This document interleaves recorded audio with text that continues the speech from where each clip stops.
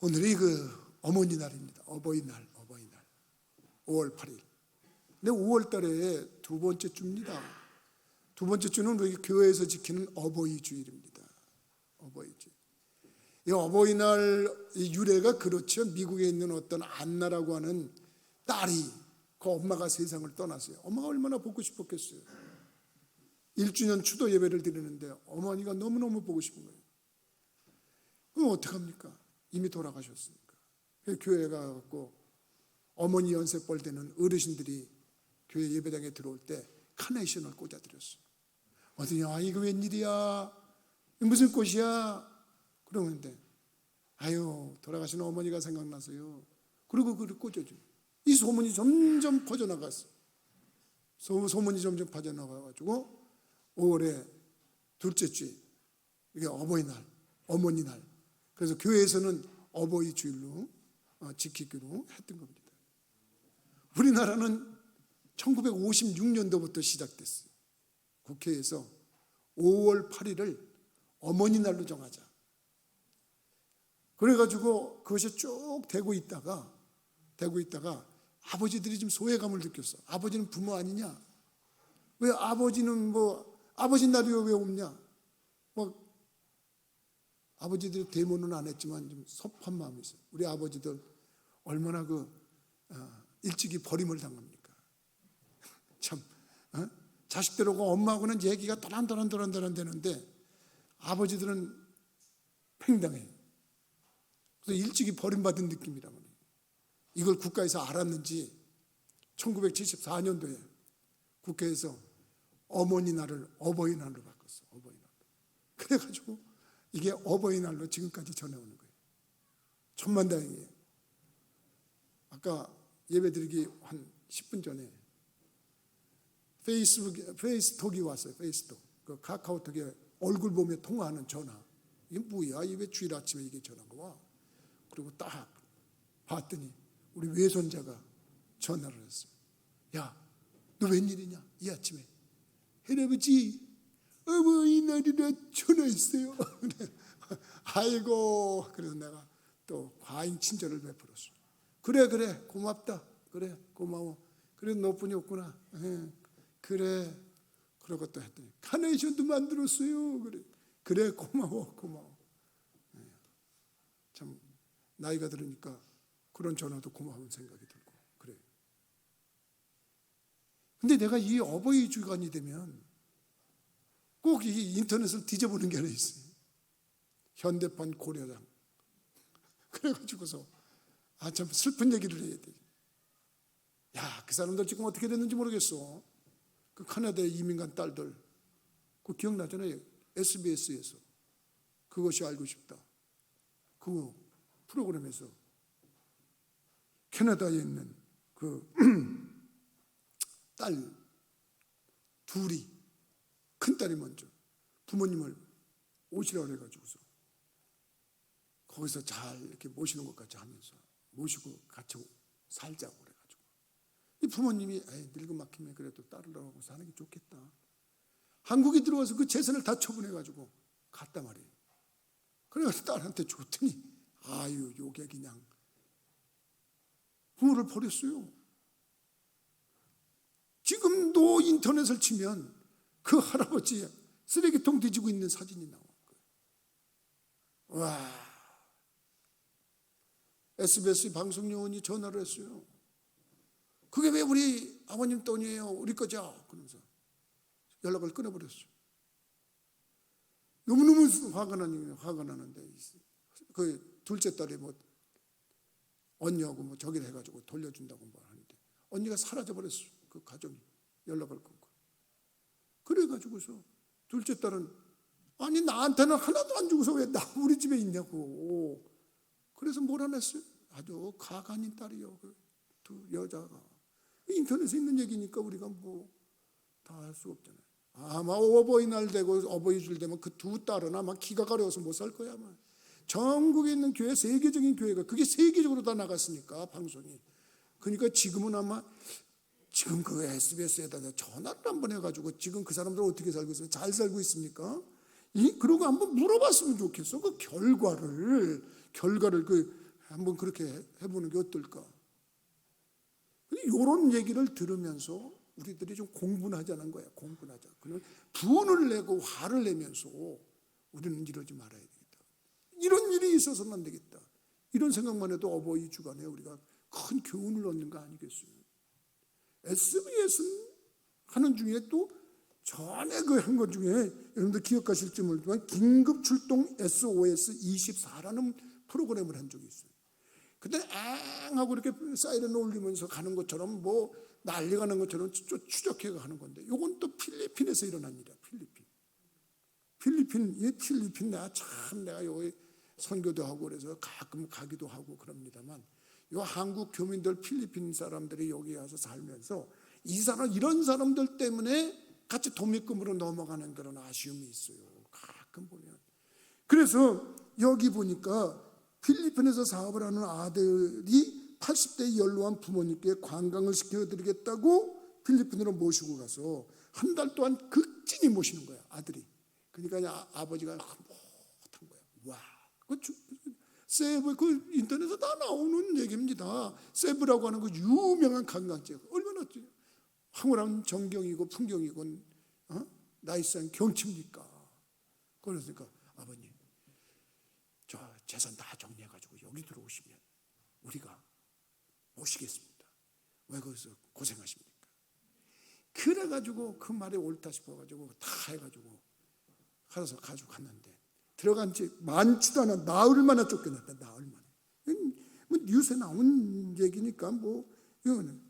그래가지고 긴급 출동 SOS 그때 쫓아가가지고 그걸 취재를 하고 그랬는데, 아들 왈 법대로 하세요. 그러더래. 야, 그 아들 참 법대로 하세요. 지금 어떻게 살았는지 궁금해. 그 다음 방송이 없어. 그 다음 방송이. 그 다음에 어떻게 됐다. 뭐 이런 얘기하고 저기를 해야 되는데. 그래서 캐나다에서 있었던 일도 그렇고 필리핀에서 있었던 일도 그렇고 캐나다에서 있었던 그 어머니는 방송에서 그랬어요. 차라리 내가 남들한테 당했다 그러면 내가 덜 억울하겠습니다. 남들한테 당했으면 덜 힘들겠습니다. 이 딸 자식한테 이 모양을 당했으니 이거 어떡하냐, 이런 저기라 하고 있어요. 또 우리나라 얘기만 하니까 좀 저기 한 것 같아서 내가 또 한국을 찾아봤더니 또 여기 하나 또 있네. 중국에서 일어난 현대판 고려장 경악, 그러고서 나온 게 있어요. 그게 뭔가 그랬더니 요게 조금 좀 지금보다 가까운 2020년도 5월 달에 있었던 얘기인데, 중국은 어버이날이 5월 10일인가 봅니다. 5월 10일. 우리는 5월 8일인데 5월 10일 어머니 날을 며칠 앞둔 그 저기에 병드신 어머니를 무덤에다가, 폐 무덤에다가 생매장을 시켰어. 생매장. 근데 이거를 며느리가, 어머니 어디 가셨어? 몰라, 어머니 어디 가셨어? 어디 혼자 나가시던데. 태도가 좀 이상해. 경찰에 신고를 했어.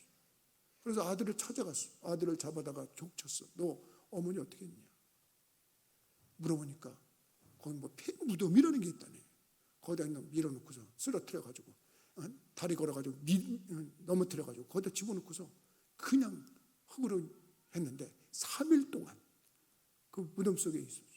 경찰이 가갖고 그냥 그 픽을 파봤는데 명두기로 참 살아계셔. 더 그 놀라운 거는 인터넷에 다 나온 얘기인데 생명에 지장이 없대. 아이고 참. 이런 그 모습 우리들이 들으면 경악하는 얘기 아니겠습니까? 그래도 우리들이 경악하면서 우리들은 이러지 말자. 여러분, 유엔에서 노인들의 권리를 보장하는 가장 좋은 방법이 이런 거다 그러고 발표한 게 하나 있습니다. 그 발표한 것 중에 뭐냐면 되도록이면 가정에 모셔라. 요즘에 이제 우리들이 어렵잖아요. 그래서 이런 저기 하면 여러분들도 마음이 무겁고 그럴 겁니다. 근데 실제로 저도 무겁습니다. 이 설교자의 입장에서 정말 설교하기가 마음에 무거울 때가 이 5월 둘째 주 어버이 주일 이때 정말 힘듭니다. 왜냐면 나도 어머니한테 잘 못하고 있거든요. 나도 잘하고 있는 게 아니에요. 근데 다행스러운 건 이 세상에 하나도 조금도 뒤지지 않는 효녀 딸이 있어. 우리 집에는 둘째 딸, 그 막내 딸이 우리 어머니를 잘 모시고 있어요. 그래서 우리 어머니가 아주 건강하시게 잘 계시요. 근데도 아들인 내 입장에서는 에휴, 그래도 아들 역할을 잘 못하는구나 이런 생각을 해서 오늘 같은 날이 제일 무거운 마음을 가지고 하는 거예요. 근데 목사님 실실 웃으시면서 하시는데 그럼 내가 여기서 인상 쓰면서 슬퍼하면서 울면서 해야 되나? 근데 그런 마인드가 있다. 마인드가 있다. 여러분들이나 나나 정말 이 어버이 주간뿐만 아니라 평생을 생각하면서 정말 우리들이 부모님에 대한 이 효심, 효에 대해서는 우리가 하나님 믿는 것만큼 잘해야 되는 줄 믿으시기 바랍니다. 그걸 깨달아요. 그래서 저는 오늘 그런 걸 생각해 봤어요. 성경에서 분명히 하나님이 그렇게 말씀하셨단 말이에요. 뭐라고 그랬냐면 자녀들아 주 안에서 너희 부모에게 순종하라 이것이 옳으니라. 네 아버지와 어머니를 공경하라 이것이 약속이 있는 첫 계명이니 이로써 네가 잘되고 땅에서 장수하리라. 약속이 있는 첫 계명이래. 약속이에요. 자, 질문 한번 해볼까요? 모세가 십계명 돌판을 어디서 받았죠? 시내산에서 받았죠. 돌판 몇 개를 받았나요? 2개? 1개? 3개? 2개입니다. 2개. 십계명 돌판을 2개를 딱 쥐고 이렇게 내려왔다고 폼을 지는데 이쪽 돌판에는 1계명부터 4계명까지가 기록이 돼 있어. 나 위에 다른 신을 두지 마라. 우상을 만들지 마라. 내 이름을 망령되이 일컫지 마라. 안식일을 거룩하게 지켜라. 그래서 1계명부터 4계명까지는 하나님에 대한 계명이에요. 거기에 무슨 약속이나 무슨 뭘 덧붙인 얘기가 없어. 근데 이쪽 계명에는 내 부모를 공경하라. 네가 잘되고 땅에서 장수하리라. 이게 뭐냐면 첫 계명에 약속이 붙어있는 계명의 첫 계명이 뭐냐면 내 부모를 공경하라. 그 다음부터는 뭐 살인하지 마라, 간음하지 마라, 도적질하지 마라, 탐내지 마라, 뭐 그런 얘기를 하시는데 거기도 뭐 조건 다른 게 없어. 근데 유독이 부모님에 대해서는 네 부모를 공경하라. 그러면 네 하나님 여호와가 네게 준 땅에서 네 생명이 길기라. 조건이 있고 거기에 따른 부상이 있다는 거예요. 난 여러분들이 그런 은혜와 축복을 누리는 지혜자들이 되기를 주님의 이름으로 부탁을 드립니다. 성경에서 찾아봤어요. 성경에서 그러면 이 약속대로 네 부모를 공경해서 복받은 사람 누구냐? 그러고 한번 찾아봤어요. 그랬더니 떠오르는 사람이 누구냐? 요셉이라고 그랬어요. 요셉이 얼마나 잘 됐어요. 그의 청년 시절은 고통의 일생이었고 고난의 일생이었어요. 형들에게 시기와 질투를 받아서 애굽의 노예로 팔려갔어요. 말이시오, 노예지. 노예가 얼마나 힘든 게 노예입니까? 하루만 노동해도 힘든데 평생 계약도 없이 무슨 희망도 없이 노예 생활을 한다고 그래요. 그 얼마나 고통스러웠겠어요. 그냥 우리가 말이 쉬워서 노예로 팔려갔대 그러고 얘기하죠. 근데 얘가 하나님을 잘 믿었어요. 보디발의 집에서 충성하는데 그 여자가 유혹을 하는데 그거 뿌리치다가 오해받아가지고 감옥에 들어갔어.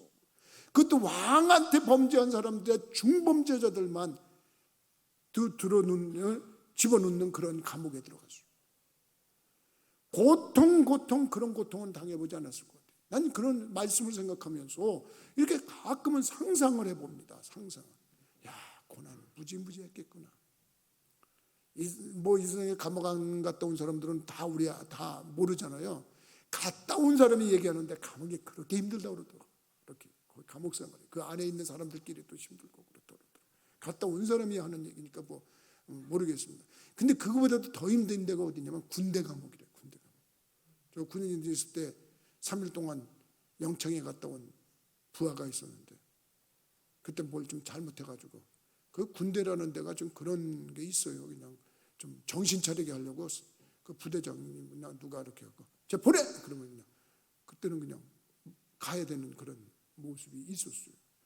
갔다 왔는데 죽는 줄 알았대. 매일 고생했대. 근데 거기보다도 더 힘든 데가 어디냐? 요셉이 갇혔던 왕한테 잘못해서 갇힌 그런 중범죄자들, 그런 범죄자들이 갇혀있는 감옥을 갔단 말이에요. 얼마나 힘들겠어요. 근데 이 아들이 거기서 망했냐는 거예요. 아니다 말이에요. 이 아들이 거기서 망한 게 아니고 역전 드라마가 일어나가지고 그날의 총리가 됐었죠. 우린 다 아는 얘기예요. 성경에 있는 얘기니까. 그러면 성경은 이 아들이 왜 총리가 됐느냐, 이 얘기를 우리들이 좀 분석해 볼 필요가 있지 않겠어요? 분석해 볼 필요가 있는데, 이 아들의 근본적인 마음에는 하나님을 믿는 절대적인 신앙이 있었고 하나님이 자기에게 주신 꿈이 있었다고는 하지만, 중요한 것 중에 뭐냐면 이 성경이 그를 대표하는 얘기 중에 뭐냐면 그가 극심한 효도심이 있었다는 것을 부인할 수가 없어요. 여러분 생각해 보세요.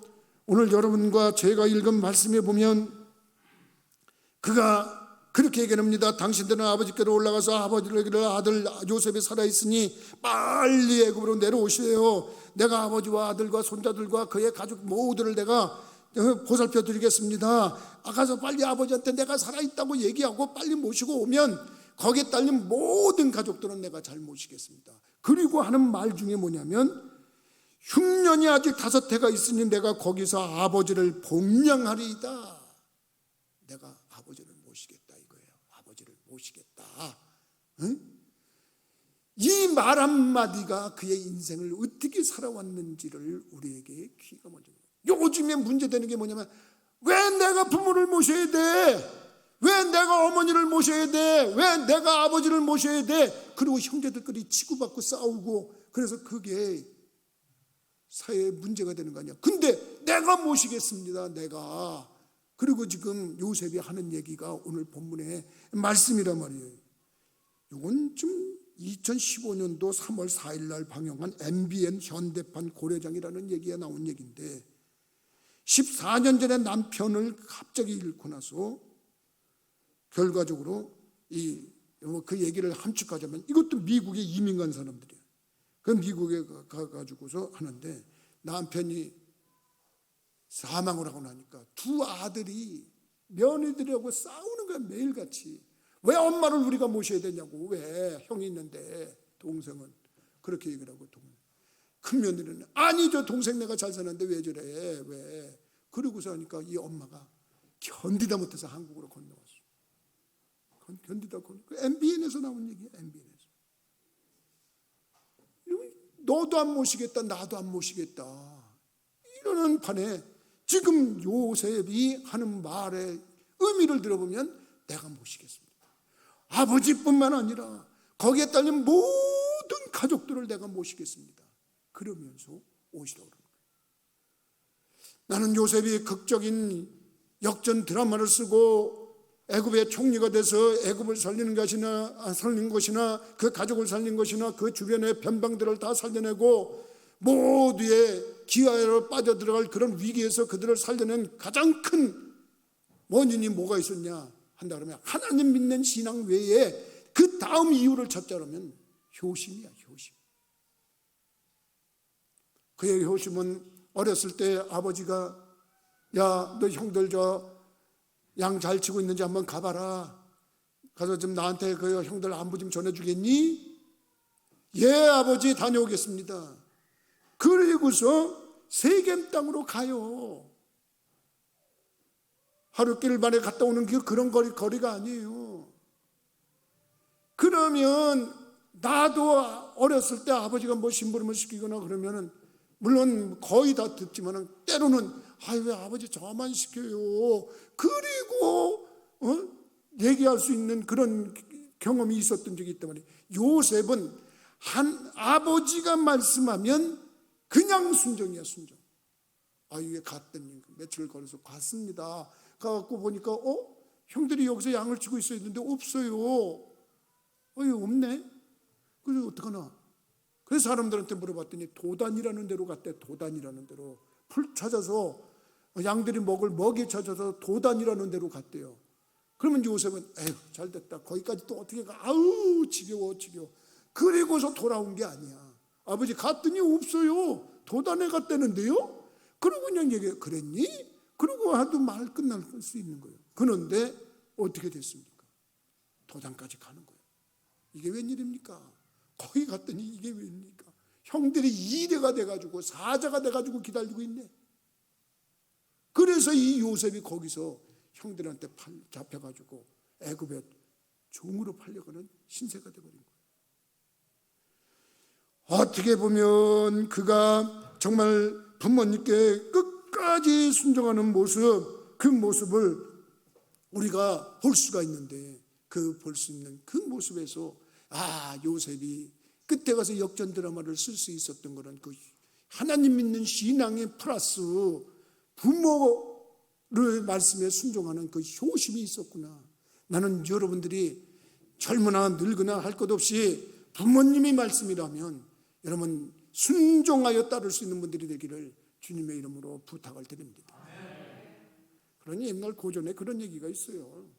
노부모께서 걷지도 잘 못하시는데 어느 날 임금님이 행차를 가 있다고 그래가지고 아이고 애야 내가 죽기 전에 저 임금님 얼굴이라도 한번 보고 죽었으면 좋겠다. 그러니까 효자 아들이 어머니를 엎쳐엎고서 그 행길가로 나갔어요. 물러가라 그러면서 이제 하는데 사람들이 인산인해를 이뤄가지고 왕의 얼굴이 안 보여. 왕의 얼굴이 안 보이니까 어머니 내가 이렇게 엎드릴 테니까 이제 내 등에 올라타서 그리고 한번 보세요. 그러고서 또 보이세요 어머니? 보여요? 그러니까 아이고 임금님 지나가신다 그러는데 임금님이 그 상황을 본 거야. 봐가지고 이야 저 오라 그래봐라. 저 아들 누구냐 저 노모를 저렇게 저기 해주기 위해서 저렇게까지 효심이 큰 저 아들을 큰 상을 내렸다는 거 아닙니까? 그랬더니 그 이웃마을에 사는 그 불효자 그 아들이 가만히 보더니 그 소식을 들은 거야. 샘이 나는 거야. 임금님 행차가 언제 또 있어? 그러니까 언제 있대? 가기 싫다는 어머니를 그냥 강제로 끌고 나가는 거지 뭐 강제로. 그러니까 얘기야 무슨 야 거기 사람도 많은데 왜 나무로 가자고 그러냐. 그랬더니 가야 된대. 그러니까 가가지고 어머니 내가 엎드릴 테니까 내 방 등 밟고 올라서요. 섰어 이렇게 보다가 임금님이 그 상황을 또 봤어. 저희에게도 상을 줘라 할 때 신하들이 전하 저놈은 천하의 부려막심한 불효자 놈입니다. 저 이웃마을에서 저 효자가 상 탔다니까 저렇게 하고 있습니다. 그리고 얘기를 하니까 효심은 흉내라도 내도 그것도 효심이다. 그리고 상 줘라 그랬대. 그러니까 여러분들한테 내가 이 말을 하는 이유가 뭐겠어요? 요셉이 이런 말을 했다는 얘기가 뭐겠어요? 우리 부모님이 말씀하시면 힘들어도 예스, 오로지 예스, 너는 없다, 오로지 예스, 나는 그저 순종하겠다, 이런 마음의 자세를 갖기를 주님의 이름으로 부탁을 드립니다. 두 번째는 요셉에게서 배울 수 있는 게 뭐겠어요? 배울 수 있는 뭐냐면 내가 복량하리이다. 여러분 형제 중에 이제 보니까 이 긴 가뭄이 흉년이 7년인데 7년 중에서 2년이 지났고 앞으로도 5년이 남았어요. 그러니 아버지 그 고향 땅에 계시면 너무 힘들어요. 너무 어려워요. 5년 동안 너무너무 고생하실 것 같으니까 내가 복량하리이다. 오세요 그러면서 여러분 아버님을 찾는 거예요.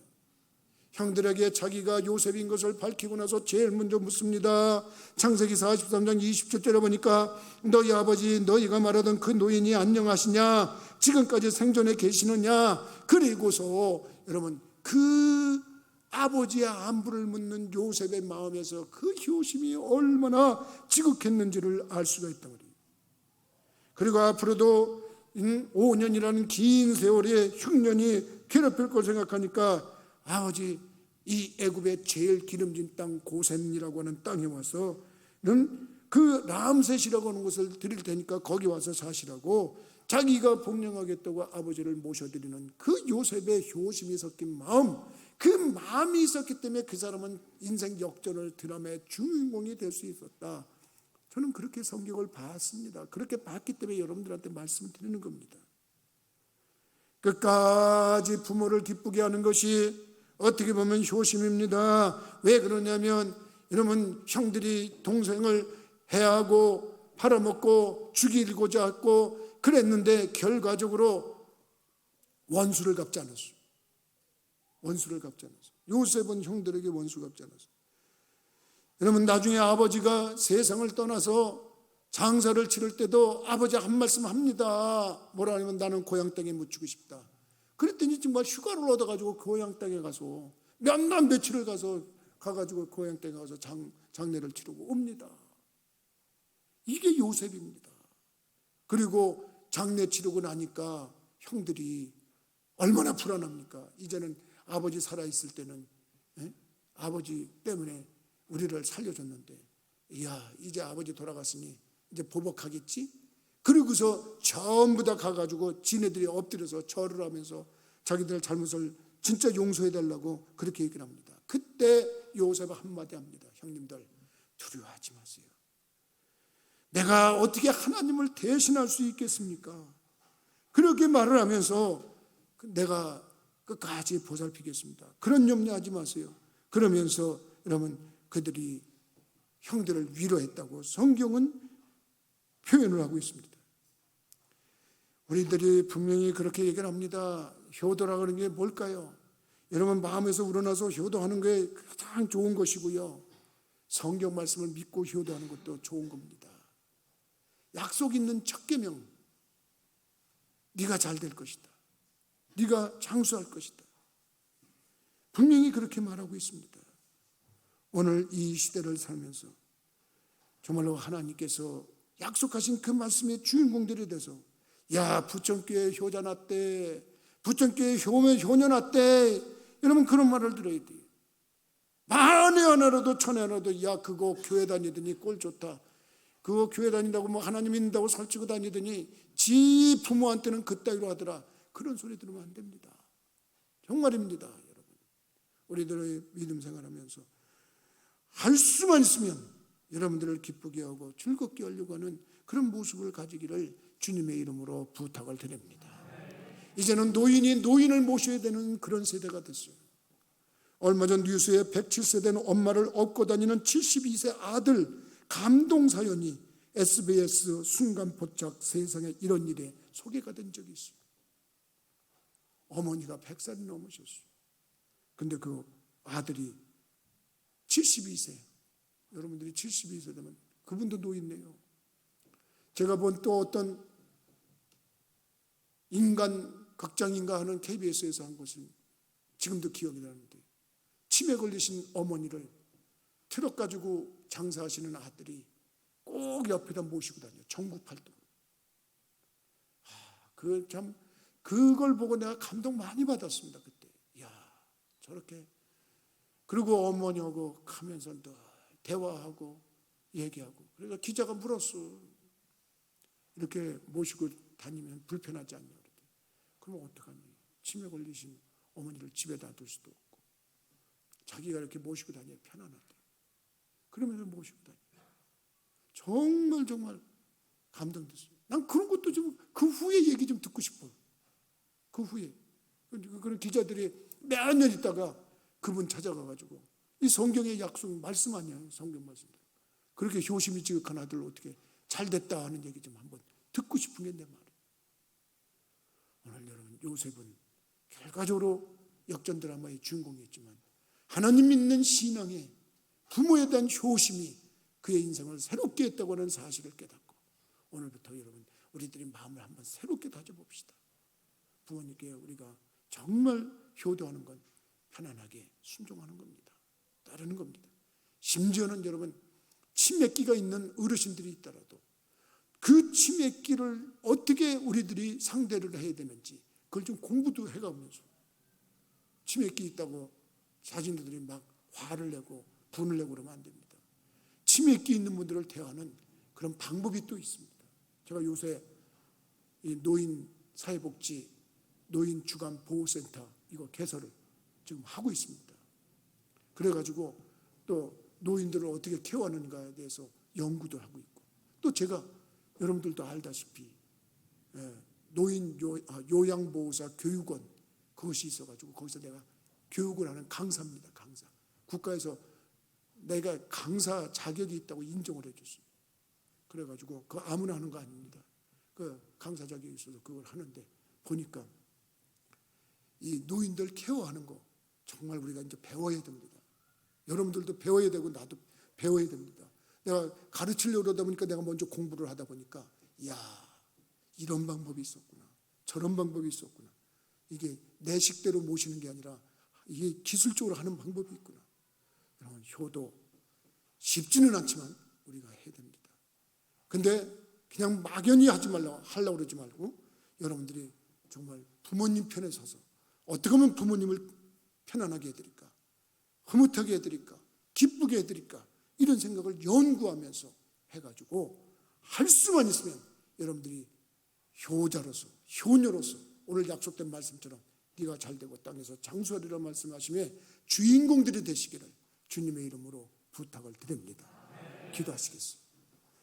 거룩하신 아버지, 전능하신 하나님, 요셉이 하나님에 대한 신앙이 있었고 거기에 따른 효심이 있어서 내가 아버지를 복량하리이다, 그를 급히 모시고 오라고 하는 그의 말과 함께 실천력을 끝까지 행하는 그의 모습에서 그가 왜 복의 주인공이 됐는지, 왜 역전 드라마의 주인공이 됐는지 우리들이 깨달을 수 있었사오니 우리들도 이 땅에서 할 수만 있으면 나를 낳아주시고 길러주신 부모님들을 끝까지 편안하게 모셔드리고 즐겁게 해드리려고 하는 그런 자세로 일관되게 살아갈 수 있게 하시고 그 모습이 우리와 우리의 자녀들에게 축복의 열매로 다가오도록 인도하여 주옵소서.